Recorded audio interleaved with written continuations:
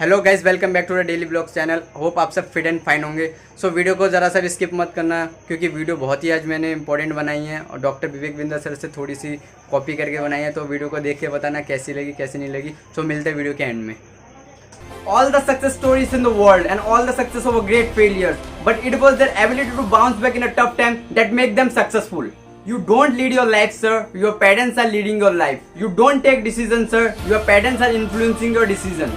आपको मोटिवेशन कहाँ से आएगा? एक रियल सोर्स ऑफ मोटिवेशन क्या है? एक इंसान को मोटिवेशन कहाँ से मिलता है? कैसे आप हमेशा मोटिवेटेड रहेंगे भाई साहब?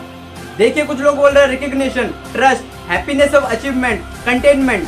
कुछ लोग बोल रहे हैं सक्सेस और कुछ लोग बोल रहे हैं मनी।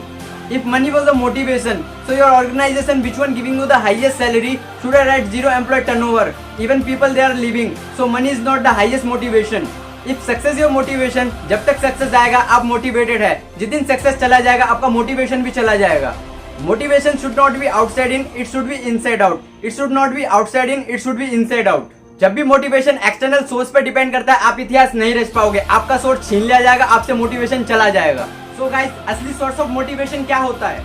Belief system. आदिवासी महिलाएं थाईलैंड की, they are piercing their body with a bamboo stick. You won't say it is torture, but they are saying no, my lord is getting peace and I am getting purified. It is their belief system.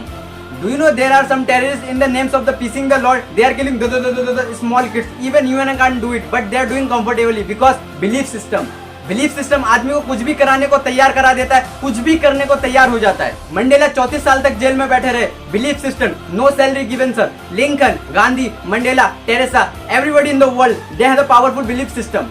एक छोटे हाथी का बच्चा बड़ा ही शैतान होता है, उसे चेन से मोहब्बत बांध देता है। वो चैन तोड़ने की कोशिश करता है, बहुत कोशिश करता है, उसके घाव हो जाते हैं, खून निकल आते हैं। क्या वो चैन तोड़ पाता है? यस नो, नहीं तोड़ पाता। फिर धीरे धीरे हाथी का बच्चा बड़ा होता है, विशाल बन जाता है। अब उसको एक जूत की रस्सी के साथ बांध दिया जाता है, बांस की बल्ली के साथ खड़ा कर दिया जाता है। पेड़ नहीं साहब, पाव भी अगर खींचेगा ना तो बल्ली बाहर आ जाएगी, नहीं वो रस्सी नहीं तोड़ पाता। It is their belief system.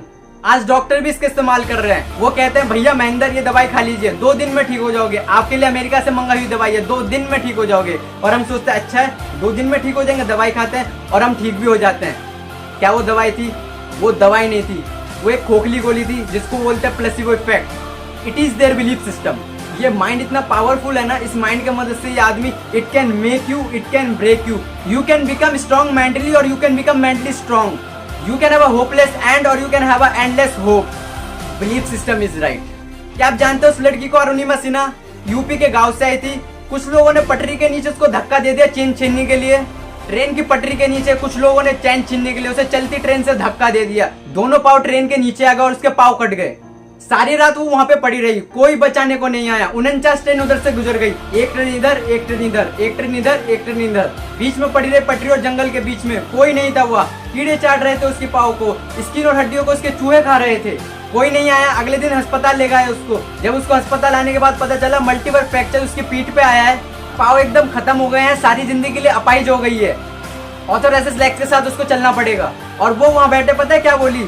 हे भगवान, अगर तूने मुझे बचाया तो जरूर इतिहास रचने के लिए। अब तो मैं माउंट एवरेस्ट क्लाइम करूंगी, अब मैं एवरेस्ट क्लाइम करूंगी। बछिंद्र पाल के पास गई। बछिंद्र पाल ने उसे कहा तूने ऐसी अवस्था में एवरेस्ट क्लाइम करने को सोच लिया, तू तो एवरेस्ट क्लाइम कर चुकी है। अब तो दुनिया में सिर्फ तारीख का पता लगना बाकी रह गया। और जानते हैं एक एक करके ना उसने माउंट एवरेस्ट बल्कि 7 पीक दूरियां पार कर ली। आज उसे एनडीए गवर्नमेंट में पद्मश्री अवार्ड मिला है। साहब, आदमी विकलांग शरीर से नहीं होता, मन से होता है। अगर मन से विकलांग हो गया तो हमेशा के लिए विकलांग हो गया।